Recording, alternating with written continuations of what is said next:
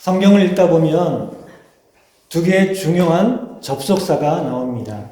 접속사라는 게 뭔가 하면 앞에 한 말하고 그리고 뒤에 하는 말을 이어주는 그런 말입니다. 예를 들어서 그리고 또는 그러나 그러므로 따라서 이런 말들이 바로 접속사라는 것입니다. 성경에는 이 중에 두 개의 접속사가 아주 중요합니다. 첫 번째는 뭔가 하면은 그러나라는 말입니다. 우리는 다 죄인이고 구원받을 길이 없는 절망 가운데 있었죠. 그러나 하나님께서 예수 그리스도를 우리를 위해 보내주심으로 말미암아 우리가 구원받을 길이 열렸습니다. 로마서 5장 20절에 보면 말씀하기를 율법이 온 것은 범죄를 더하게 하려 함이라. 율법 앞에 비춰볼 때 우리들은 다 범죄가 드러나서 죽을 수밖에 없는, 심판받을 수밖에 없는 죄인이라는 것을 깨닫게 된다는 것입니다. 그러나 죄가 더한 곳에 은혜가 더욱 넘쳤나니 하나님의 은혜는 모든 죄를 덮고도 남을 만큼 풍성하게 우리에게 주어진다는 것입니다. 우리는 심판받을 죄인이지만 그러나 하나님의 풍성한 은혜가 우리의 죄를 덮어주신다라고 말씀합니다. 그러나 이 말이 얼마나 반갑습니까? 로마서 6장 23절에도 보면 말씀하기를 죄의 싹은 사망이요 죄로 인해 우리는 다 죽을 수밖에 없지만 그러나가 없나요? 우리 한글 성경에는 그러나가 번역이 안 되어 있는데 원래 헬라어 성경에는 대라는 말, 접속사 대, 이게 그러나라는 뜻인데 이 접속사가 있습니다. 그래서 죄의 싹은 사망이고 우리는 다 죽을 수밖에 없지만 그러나 하나님의 은사는 그리스도 예수 우리 주 안에 있는 영생이니라 라고 말씀하고 있습니다. 이 그러나라는 말이 얼마나 중요하고 복된 말입니까? 이제부터 그러나라는 말이 너무 이제 반갑게 들리겠죠? 자, 그리고 또 하나 중요한 접속사가 있는데 그것은 그러므로라는 말입니다. 이 그러므로라는 말은 어떤 뜻인가 하면은 하나님의 은혜가 얼마나 크고 놀라운지를 먼저 말한 다음에 그 다음에 그러므로라는 말이 나옵니다. 자, 그러면 하나님의 크신 은혜와 사랑을 설명해 주고 난 다음에 그 다음에 접속사로 그러므로라는 말이 나오면 그러면 그 다음에는 어떤 말이 나올까요? 그러므로 그 다음 뭡니까? 그 크신 은혜와 사랑 앞에 우리는 무엇을 해야 될까? 어떻게 살아야 될까? 그런 말이 나오겠죠? 그래서 성경에는 이 하나님의 풍성하신 은혜와 사랑을 우리들에게 선포하고 가르치고 설명한 다음에 항상 그 다음에는 그러므로라는 말이 나옵니다. 그러므로 그 크신 은혜와 사랑을 우리가 받았으니 그러므로 이제 너희들은 이렇게 해야 된다, 이렇게 살아야 된다라는 말씀이 나오는 것이죠. 그래서 오늘 읽은 본문 말씀도 그러므로라는 말로 시작을 합니다. 그러니까 그 앞에 했던 말들, 그것은 우리가 지난주까지 살펴보았던 말씀이죠. 그 말씀 다음에 이제 오늘은 그러므로 우리가 어떻게 해야 되는지 하는 말씀을 말씀하고 있는 거죠.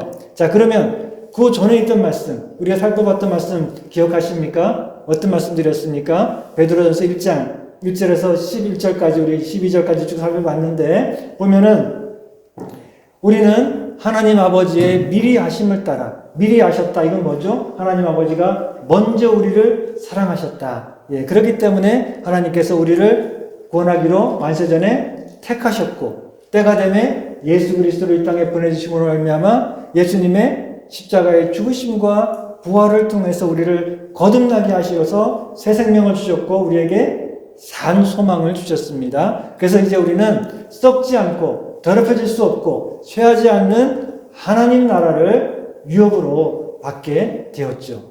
그리고 그 유업을 받을 때까지 그 하나님의 나라가 임해서 그 천국을 우리가 유업으로 받을 때까지 하나님께서는 우리를 능력 가운데 붙들어 주신다라고 약속하셨습니다.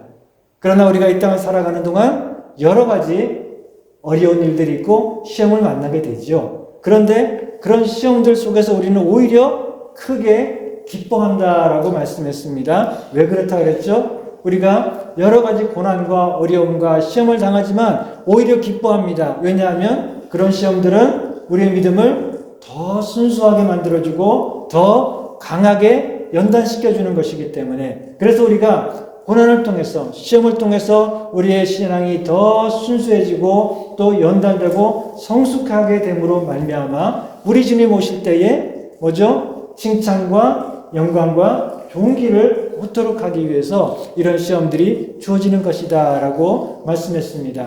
그리고 이 놀라운 구원을 우리는 이미 받았고, 그리고 지금 받아가는 과정 속에 있고, 그리고 마지막에 완전한 영광스러운 구원을 받게 될 것이다 라고 말씀하고 있습니다. 이 놀라운 구원에 대해서는 하나님께서 미리 다 정하셨고, 그리고 구약의 예언자들을 통해서 계시로 말씀으로 알려주셨고, 때가 되면 복음을 통해서 우리들에게 이 귀한 구원의 은혜를 베풀어 주셨다는 것입니다. 이 놀라운 구원은 우리를 죄악에서 건지실 뿐만 아니라 우리를 하나님의 복되고 영광스러운 자녀로 삼아주시는 은혜죠. 그렇기 때문에 하늘에 있는 천사들도 이 놀라운 은혜에 대해서, 그 은혜와 신비에 대해서 다 이해할 수 없기 때문에 궁금해하고 알고 싶고 부러워한다 라고 말씀했습니다. 우리 죄인이 하나님 앞에 나아가는 것도, 감히 나아갈 수 있는 은혜를 받는 것도 놀라운 일인데, 우리를 저 천사의 영광보다 더 높은 그런 하나님의 자녀의 영광을 허락해 주셨으니 얼마나 놀라운 은혜인지 천사들도 부러워하는 이런 복음의 신비를 지난주까지 말씀했죠. 그 다음에 이제 오늘 본문 우리가 13절을 읽을 때 뭐라고 말씀했습니까? 그러므로 라고 시작을 하고 있습니다. 그러므로 우리가 이런 하나님의 놀라운 은혜와 사랑을 받았으니, 그러므로 이제 우리는 어떻게 살아야 될까요? 우리 13절 보니까 13절부터 보면은 두 가지를 말씀합니다. 첫째는 뭔가 하면 우리는 주님께서 재림하실 때 주어질 그 완전한 구원과 영광을 바라보며 소망 위에 우리는 굳게 서야 된다라고 말씀하고 있어요. 그게 우리가 먼저 해야 될 첫 번째 일입니다. 그래서 13절 보면은 13절 그러므로 너희 마음의 허리를 동이고 근신하여 예수 그리스도께서 나타나실 때에 너에게 가져다 주실 은혜를 온전히 바랄지어다 라고 말씀하고 있습니다. 언젠가 주님이 다시 오실 때에 우리의 몸은 영광스러운 몸으로 변화되고, 그때는 우리가 더 이상 죄를 지을 수도 없고 죽을 수도 없는 그런 영광스러운 몸으로 다 부활하게 될 것입니다. 우리는 그날을 바라보며 소망 가운데 굳게 서야 됩니다. 그러면 우리는 그 소망이 앞에 있기 때문에 이제는 뒤돌아서 세상 바라보지 말고, 그리고 옆에 많은 유혹들이 올 때에 그 유혹들 때문에 견눈질하지 말고 오직 앞만 바라보며 그 소망을 바라보며 우리가 살아가야 된다라고 말씀을 하고 있습니다. 자, 그런데 우리가 주님께서 가져다 주실 그 놀라운 영광에 대한 소망을 바라보며 굳게 서서 살아가는데, 소망 가운데 살아간다라고 하는 것은 그저 그날을 바라보며 가만히 기다리는 것은 아닙니다. 그날이 때가 되면 오겠지 하면서 아무것도 안 하고 앉아서 가만히 조용히 기다리는 것이 아니고, 소망 가운데 그날을 바라보는 사람들은 열심히 주님을 위해 일을 하며 적극적으로 주님의 일을 하면서 그날을 바라보고 기다린다는 것입니다. 소망이 있는 사람은 가만히 있지 않습니다. 뭔가를 합니다. 그래서 13절을 다시 보면 자, 뭐라고 말씀했습니까? 그러므로 너희 마음의 허리를 동이고 근신하여 예수 그리스도께서 나타나실 때에 너에게 가져다 주실 은혜를 온전히 바랄지어다 라고 말씀하고 있습니다. 이 소망이 있는 사람들은 첫째, 마음의 허리를 동여야 됩니다. 허리를 동인다는 것은 지금도 그렇지만 이 고대 근동의 사람들은 옷이 그 위에하고 아래하고 붙어있는 통짜로 되어 있고 또 이 통이 넓은 그런 옷을 입죠. 그런데 그렇게 입고 있으면은 좀 이렇게 움직이기가 쉽지가 않죠. 뛰어가거나 뭐 일을 할 때 이게 몸 움직이기가 쉽지가 않습니다. 그래서 어떻게 합니까? 허리를 두르죠. 끈으로 허리를 동입니다. 그래야지만 좀 움직이는데 용이하죠. 아마 여러분들은 그걸 잘 이해하실 거예요. 이게 한복 치마를 입어보신 분들은 한복 치마가 이렇게 펄럭거리기 때문에 일할 때는 불편하잖아요. 그래서 어떻게 합니까?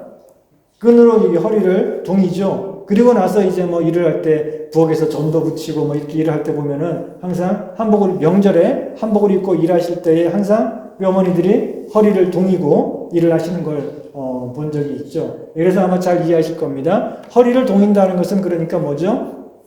일할 준비를 한다. 눈앞에 할 일이 있기 때문에 그 일을 할 준비를 한다. 그런 의미입니다. 그러니까 우리는 소망이 있지만 그 소망을 바라보고 가만히 앉아서 기다리는 것이 아니라 그 소망을 바라보며 우리는 마음의 허리를 동이고 열심히 주님의 일을 하면서 그날을 기다린다는 것입니다. 그래서 주님 오실 때 우리는 반갑게 만날 때 악하고 게으름종아 이런 말을 들으면 안 되겠죠. 열심히 기다렸는데 주님 만났는데 무슨 말을 들어야 되겠습니까? 착하고 충성된 종아 이런 칭찬을 받기 위해서 우리는 그날을 기다릴 뿐만 아니라 부지런히 주님을 위해서 일을 하면서 우리 주님 오실 때 잘하였도다 착하고 충성된 종아 하는 말을 듣기를 원합니다.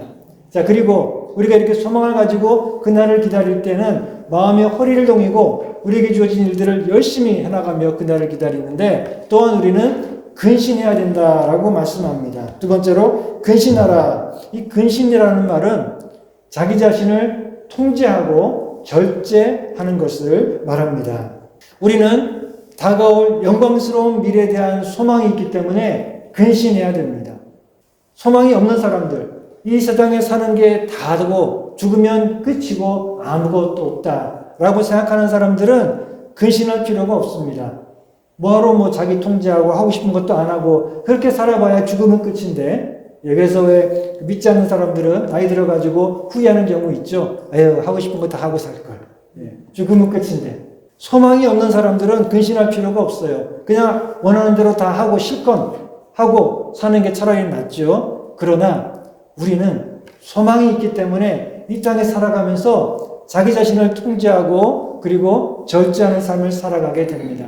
왜냐하면 정말 좋은 건 아직 안 왔기 때문에 그렇습니다.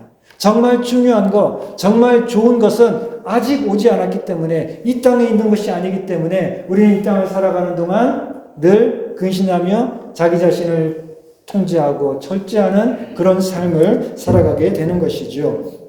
그것이 다가올 영광스러운 미래가 눈에 보이지 않는다라고 해서 우리가 무관심하거나 또 거기에 대해서 별로 관심이 없어서는 안 됩니다. 아니면 때가 되면 언젠가는 그냥 다 주어지겠지 하면서 가만히 기다리고 있어서도 안 됩니다. 그것은 사탄에게 속는 것입니다. 베드로전서 5장에 가보면 8절에 말씀하기를 근신하라 권면하기를 근신하라라고 다시 한번 말합니다. 근신하라 깨어라 너희 대적 마귀가 우는 사자같이 두루다니며 삼킬 자를 찾나니 우리가 소망 가운데 이 땅을 살아가지만 늘 근신하며 그리고 깨어서 소망 가운데 부지런히 주님을 위해 살아가야 됩니다. 우리는 하나님의 놀라운 은혜를 받았으니 그러므로 소망 위에 굳게 서서 열심히 주님을 위해 일하고 그리고 세상의 유혹에 빠지지 않도록 늘 절제하고 근신하는 그런 삶을 살아야 됩니다.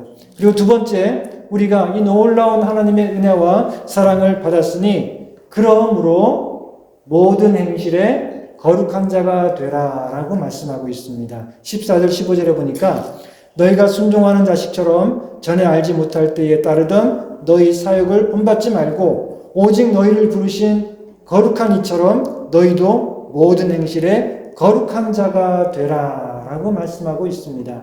자, 우리는 예배하는 일에 기도하는 일에만 거룩한 사람이 되어서는 안 됩니다. 모든 행실에 거룩한 자가 되라 라고 말씀하고 있습니다. 오늘날에 많은 기독교인들이 왜 믿지 않는 사람들로부터 때로 비난과 조롱을 받습니까? 그것은 모여가지고 예배하고 기도하는 일에는 아주 거룩해 보이는데 그런데 다른 모든 일들을 보면은 세상 사람들과 별로 차이가 없고 자기들처럼 똑같이 욕심부리고 똑같이 시기 질투하고 그리고 필요한 일이 있으면 그냥 똑같이 거짓말하고 그런 걸 볼 때, 이런 위선적인 태도를 볼 때 그들은 크리스천들이 거룩한 척하지만 사실은 그렇지 않다라고 조롱을 하는 것이죠. 우리는 예배 드릴 때뿐 아니라 기도하고 찬송할 때 거룩한 모습을 갖는 것뿐만 아니라 모든 행실에 세상과 구별되는 거룩한 성도가 되어야 된다는 것입니다. 거룩한 사람이 되기 위해서는 14절 말씀대로 순종하는 자식, 순종하는 자녀가 되어야 됩니다. 우리는 하나님 아버지께 기쁘게 순종하는 그런 자녀가 되어야 됩니다. 우리가 하나님께 순종하기 위해서는 뭘 해야 될까요?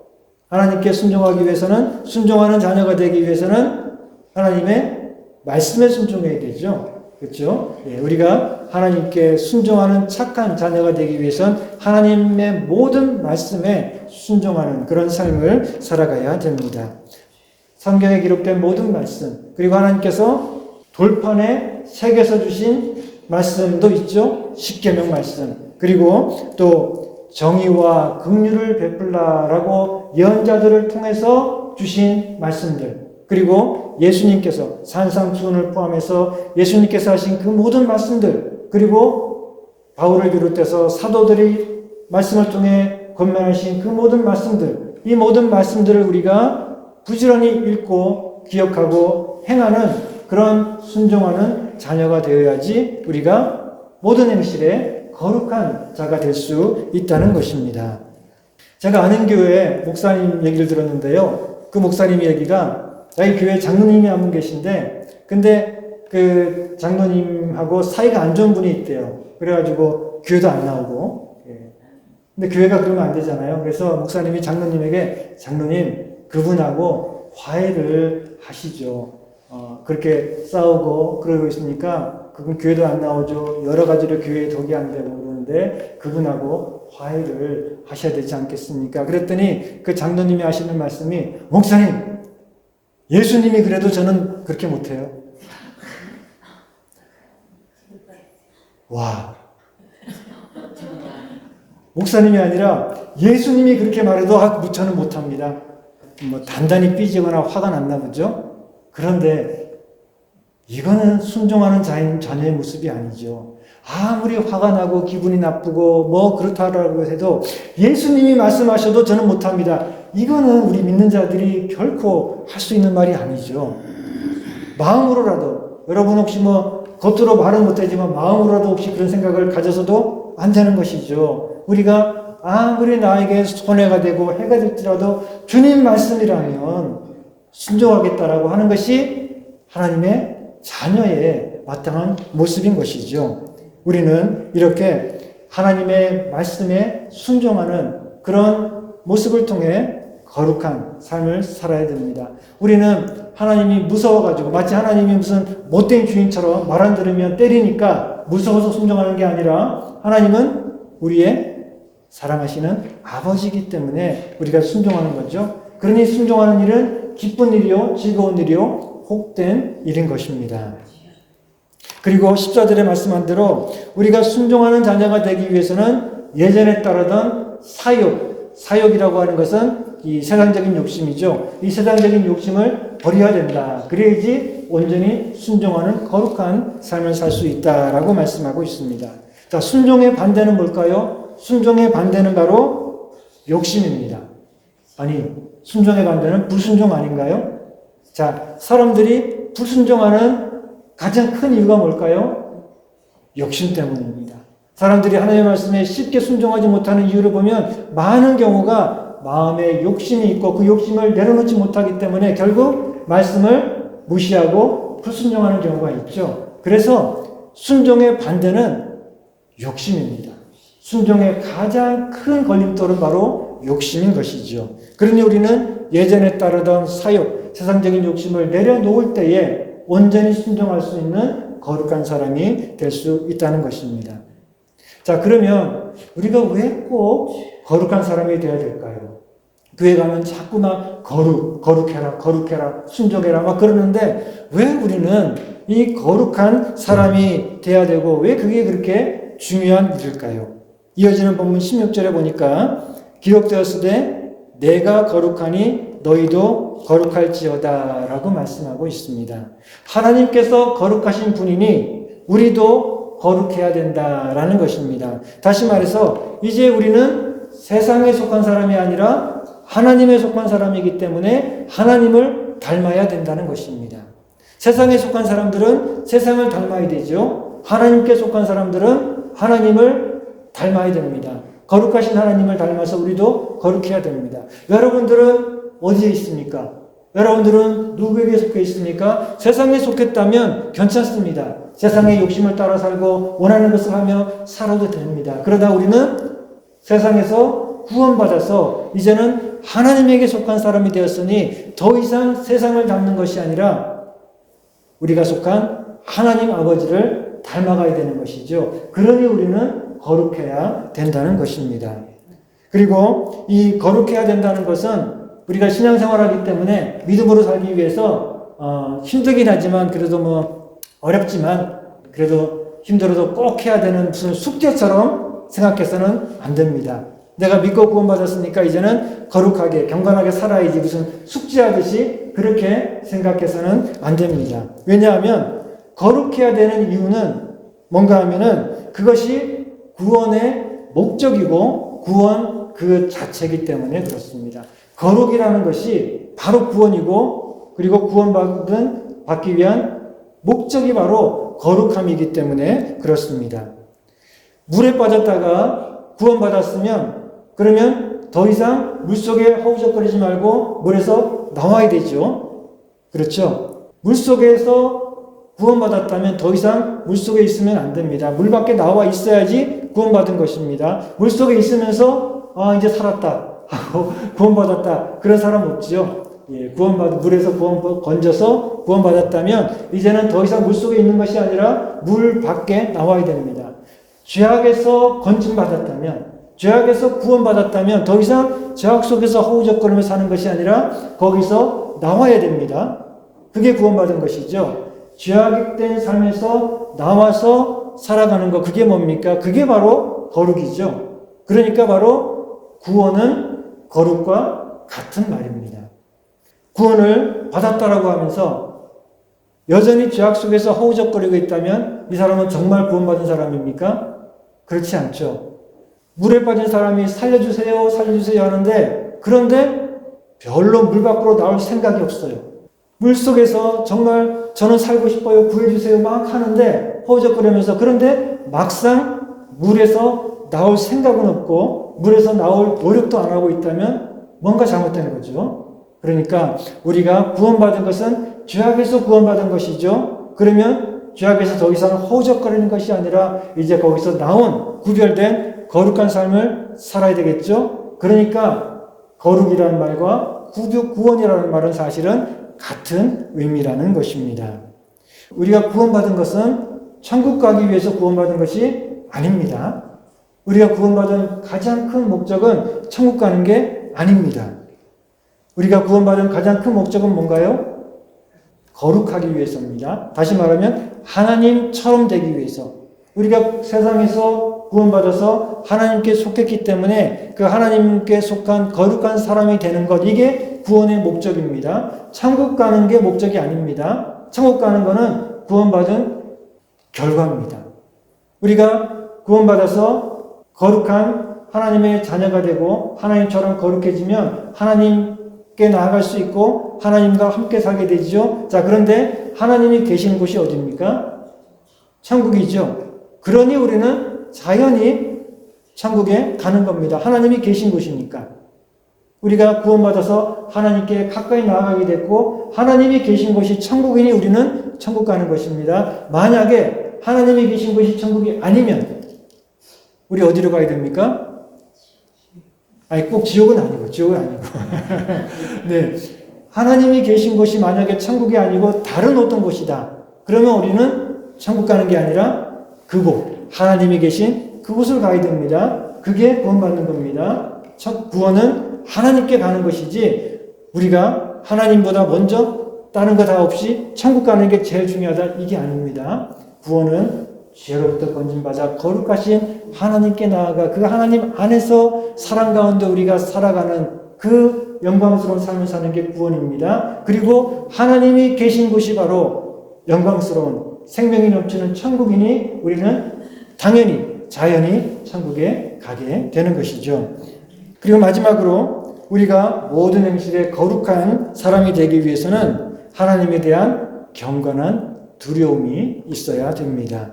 본문 17절에 보니까 외모로 보시지 않고 각 사람의 행위대로 심판하시는 이를 너희가 아버지라 부른즉 너희가 나그네로 있을 때에 두려움으로 지내라 라고 말씀하고 있습니다. 하나님은 각 사람의 행위대로 공평하게 심판하시는 하나님이기 때문에 그 하나님 앞에서 우리는 늘 두려운 마음으로 지내야 된다라고 말씀하고 있습니다. 그런데 이 말씀은 두려워하지 말라라는 이 사도 요한의 말씀과 반대되는 거 아닌가요? 뭔가 모순되는 거 아닌가요? 우리 사도 요한의 말씀 요한일서 4장 18절에 보면은 거기는 사랑 안에 두려움이 없고 온전한 사랑이 두려움을 내쫓나니 두려움에는 형벌이 있습니다. 두려워하는 자는 사랑 안에서 온전히 이루지 못하였느니라 라고 말씀하고 있어요. 여기서는 두려워하지 말라는 것입니다. 여기서 두려워하지 말라는 이유는 심판에 대한 두려움을 갖지 마라 그런 말입니다. 사도 요한의 말은. 왜냐하면 우리는 이미 구원받았고 구원받아가는 과정 속에 있고 그리고 영광스러운 구원이 우리를 기다리고 있기 때문에 우리는 심판에 대해서 불안해하거나 두려워할 필요가 없다는 것입니다. 그래서 혹시라도 지옥 가면 어떡하지? 이런 불안감으로 사는 것은 결코 하나님이 기뻐하시는 것이 아니고 그런 두려움은 내어 쫓아야 됩니다. 우리는 구원에 대한 확신과 기쁨 속에 살아가야 됩니다. 그런데 오늘 본문 베드로전서에서 말하는 두려움으로 지내라라는 이 말씀은 우리가 거룩하신 하나님 앞에서 경건한 그런 두려움을 가지라는 것입니다. 지옥 갈까봐 또 심판받을까봐 두려워하는 것이 아니라 하나님은 언제나 거룩하시고 공의로우신 분이기 때문에 그 앞에서 우리 부족하고 연약한 우리들은 언제나 두려운 마음으로 지내야 된다는 것이죠. 우리가 하나님께 구원을 받았지만 그러나 우리가 잘못하면 하나님은 책망하고 징계를 하십니다. 그러니 우리는 그 하나님을 두려워하는 마음을 가져야 되죠. 우리가 구원받은 건 확실하다고 해도 그러나 우리가 이 땅에서 죄를 짓거나 아버지의 말씀에 순종하지 않을 때 하나님은 기뻐하지 않으시고 하나님께서는 징계하시고 책망하십니다. 그래서 히브리서 12장 6절부터 보면 말씀하기를 주께서 그 사랑하시는 자를 징계하시고 그가 받아들이시는 아들마다 채찍질하심이라 하였으니 너희가 참음은 징계를 받기 위함이라. 하나님이 아들과 같이 너희를 대우하시나니 어찌 아버지가 징계하지 않는 아들이 있으리요. 징계는 다 받는 것이거늘 너희에게 없으면 오히려 사생자요 친아들이 아니니라 라고 말씀하고 있습니다. 우리는 하나님의 사랑받는 자녀이기 때문에 그리고 하나님은 공의로우신 분이기 때문에 우리가 잘못했을 때는 징계하시고 책망하신다는 것입니다. 그러니 우리는 그 하나님을 늘 두려운 마음으로 대해야 된다는 것이죠. 아버지를 사랑하고 아버지의 사랑을 받는 아들이라고 해도 그 아버지 앞에서 늘 두려운 마음을 갖고 순종하는 것처럼 우리도 그 하나님 앞에서 두려운 마음으로 순종하는 삶을 살아야 되고 그래서 우리는 세상의 죄를 멀리하는 거룩한 삶을 살아야 된다는 것입니다. 마지막 날에도 예수님 안에 있는 우리들은 다 구원받을 것이지만 그러나 이 땅에서 거룩하고 충성스럽게 살지 않았다면 책망이 있을 것입니다. 마지막 날에 우리가 다 구원받지만 주님 안에 있기 때문에 우리는 다 은혜로 구원받게 되지만 그러나 우리가 이 땅을 살아갈 때 말씀대로 살지 않고 충성되게 살지 않았다면 그러면 마지막 날에 책망이 있다는 것입니다. 마지막 날에는 우리의 모든 삶이 다 드러나게 될 것입니다. 우리의 숨어서 한 일까지 마음속의 생각까지도 그날에는 우리 하나님 앞에서 다 드러나게 될 때에 그때에 우리는 하나님 앞에서 평가를 받게 될 것입니다. 행한 대로 평가를 받게 되는데 어떤 사람들은 칭찬과 상을 받게 되겠고 어떤 사람들은 책망을 당하며 창피함을 당할 수도 있을 것입니다. 우리 고린도전서 3장 14절 15절로 말씀하기를 만일 누구든지 그 위에 세운 공적이 그대로 있으면 상을 받고, 그러니까 열심히 충성하며 살아간 그것을 하나님께서 마지막 날에 인정해 주실 때 그 사람은 상을 받지만, 누구든지 그 공적이 불타면 이 땅에 살아가면서 별로 주님을 위해서 순종하며 거룩하게 애쓰며 살아간 게 없다면, 그러면 그 사람은 해를 받으리니, 그러나 자신은 구원은 받되 불 가운데서 받은 것 같으리라 라고 말씀하고 있어요. 하나님의 은혜로 우리가 구원은 받지만, 그러나 우리가 이 땅에서 정말 게으르게 또 불순종하며 그렇게 살았다면 거기에 대한 책망이 있고, 그러면 그때 우리는 주님 앞에서 참 부끄러운 그런 구원을 받게 된다는 것이지요. 바울도 그렇기 때문에 두려워하는 마음을 가졌습니다. 바울같이 위대한 충성스러운 그런 사도도 하나님 앞에서 두려운 마음을 가지고 열심으로 순종하는 삶을 살았다는 것이지요. 그래서 고린도전서 9장 6절에 보니까 바울이 말하기를, 내가 복음을 전할지라도 자랑할 것이 없음은 내가 부득불 반드시 꼭 해야 될 일임이라. 만일 복음을 전하지 아니하면 내게 화가 있을 것임이로다. 이렇게 충성스럽게 복음의 사역을 감당한 바울이지만, 그러나 그는 주님 오실 때 정말 악하고 게으른 종이 아니라 충성된 종이라는 칭찬받기 위해서 끝까지 방심하지 않고 이렇게 충성된 삶을 살아갔다는 것입니다. 우리도 매일매일 우리 자신이 거룩하게 살고 있는지, 충성되게 살고 있는지 우리 자신을 돌아보아야 됩니다. 그리고 하나님 앞에서 두려운 마음으로 내 자신을 돌아볼 때 내가 정말 거룩하게 살고 있지 않다면, 정말 충성되게 살고 있지 않다면, 그러면 우리는 주님 앞에서 두려운 마음으로 회개하고 그리고 근신하고 열심을 내어서 주님을 위해 살아가는 그런 삶을 살아야 됩니다. 그런데 이 경건한 두려움을 가지고 거룩하게 살아야 된다는 것에 대해서 너무 긴장하거나 너무 두려워하지 마십시오. 너무 부담 갖지는 마십시오. 물론 부담은 가져야 되는데, 근데 너무 부담을 갖고 그것 때문에 낙담하거나 그러지는 마십시오. 왜냐하면 하나님은 우리 연약함을 아시고 우리가 실패했을 때 용서하시는 하나님이요, 우리를 다시 일으켜 주시고 힘을 주시는 하나님입니다. 그러니 우리가 연약해서 자주 넘어진다고 해서 낙심하지 마시고, 하나님이 다시금 우리를 붙들어 주시고 또 새롭게 하시고 은혜 주시는 것을 늘 힘입어서 그렇게 살아가시기 바랍니다. 그리고 우리에게는 최후의 승리와 영광에 대한 보장이 있습니다.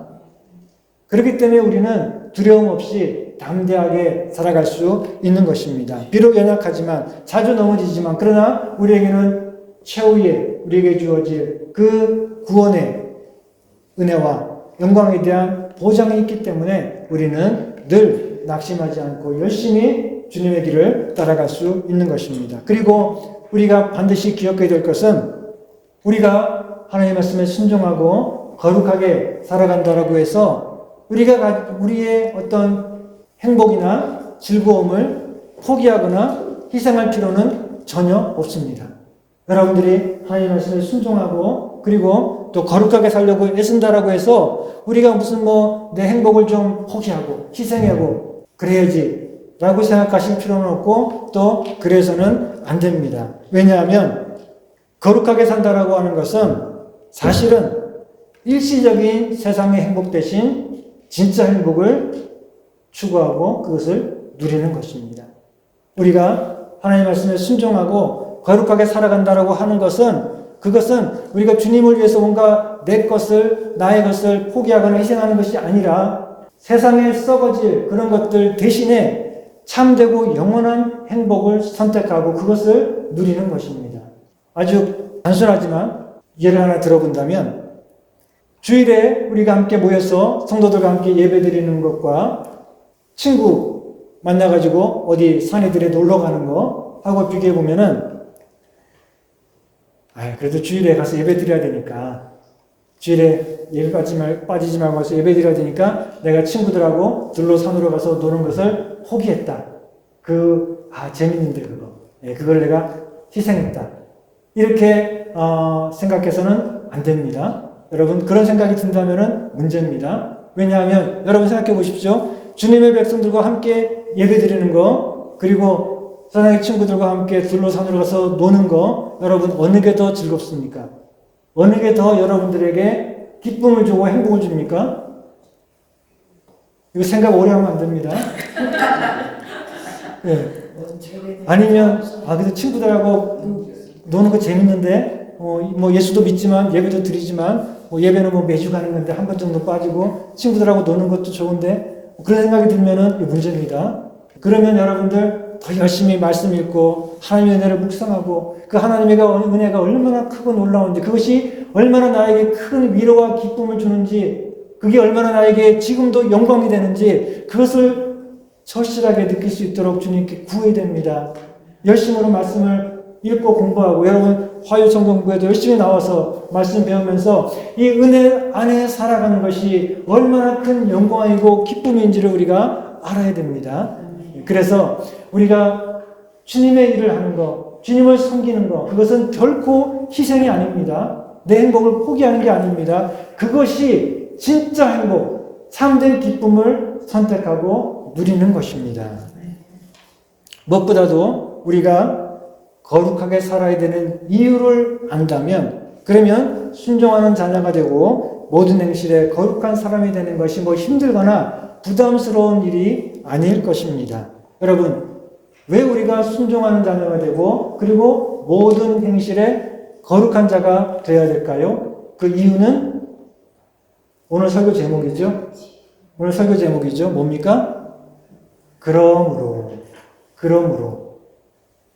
그러므로가 뭐죠?